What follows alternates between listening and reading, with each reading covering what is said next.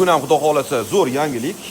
Mini ekskavator 5 probeg 0 motochas sotganmiz. Hozir kelishilgan holatda Kovsh qush beradigan bo'ldik. Planirovchnikdan hozir Tseximizga keldim. Hisobda mana bular planirovchnik mini ekskavator uchun yangi tandirdan chiqqan desam to'g'ri bo'ladi. Hozir shulardan birini laboyimizga yuklab, ekskavatorimiz oldiga olib boramiz. Bu tomonlari endi bo'yaladi, ko'ryapsiz. Yangi metaldan tayyorlanadi. Bo'yoqqa tayyor bu.